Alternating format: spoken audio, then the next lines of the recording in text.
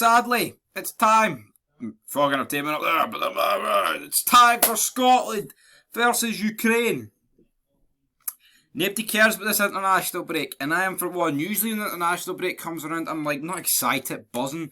But I don't mind Scotland. I like watching Scotland. When they're winning, it's fantastic. When they're losing, it hurts in here.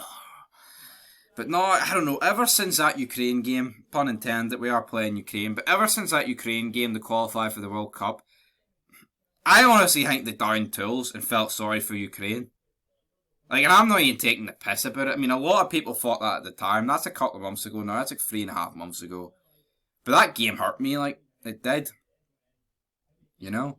It really did. And that was not long after the Europa League final. Now, it wasn't on the same effect as that, obviously, but it was like 2 pish games to take back to back, man. Daggers in the hearts. But it is what it is. Aaron Hickey looks like he will be playing because Andy Robertson, guys, is injured. Of course, if you don't know the score there, you know, we've got Hanley, Brown and McLaughlin out.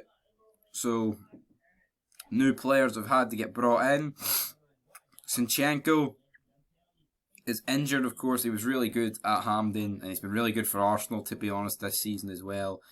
But, you know, we bottled it. We bottled it a couple of months ago. Let's not try and spin it any other way. We did. It was shite, you know. It's a fucking joke. I mean, the Ukrainian team, of course, I mean, they've got their own issues at the minute, but they do have a pretty decent team, even without him. But I just feel like we have a team good enough to compete, and we didn't compete against Ukraine. Is that about to fucking sneeze? Whoa! Anyway, you know, let's just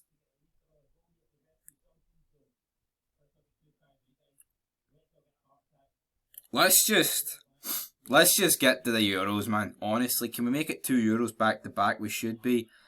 You know, I don't really give a shit about getting the pot A, League A through this group. You know what I'm on about.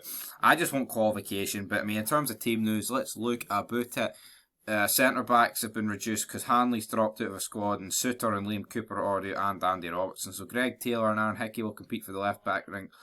I mean, personally, like, Hickey's better than Taylor, but on form, Taylor probably should start. McLaughlin dropped out, that's good news. Rangers teammate McCrory has replaced him. I mean, probably should be replacing him in real life. And McGregor. Stoke City forward Jacob Brown is also dropped out. You know, it goes on to mention the team news there, but everyone else is in. Stuart Armstrong, sadly, is in there, but you know what? Since we've got centre-back problems, I'm going to pick my team, then I'll give my scoreline, but in nets, we're going to go with the main man, Craig Gordon. It has to be Craig Gordon. It really is. I mean, I don't really see what other way you can spin that. Left back, I mean,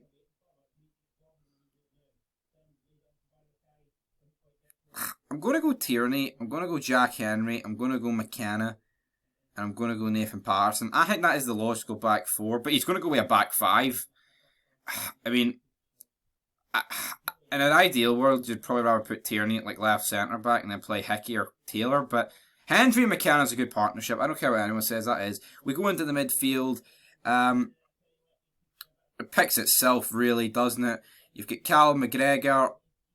You've got John McGinn, and of course, with the main man himself. I'm actually going to go Scott McTominay. I think a guy that should be nowhere near this team. But you know what? Ever since they beat Liverpool, McTominay has been really good for Man United. And without that, I wouldn't even pick him for the squad. But based on current form, that's who I go with.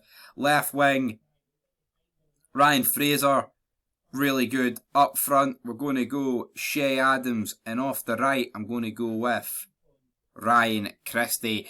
That would be my team for Scotland-Ukraine. I think that's pretty decent, to be honest, especially with a couple of injuries, Wong in there.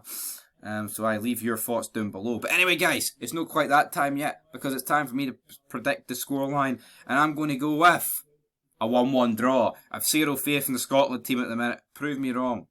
Please. Prove me wrong. I don't want to be coming out of this game depressed, even though I'm not that hyped for it. My hopes aren't high, so therefore you can't come out of it that depressed. in my opinion. There's no World Cup qualification on the line here. It's a pish Nations League game. Anyway, till next time, one each. Who'll score? John McGinn. He loves a goal.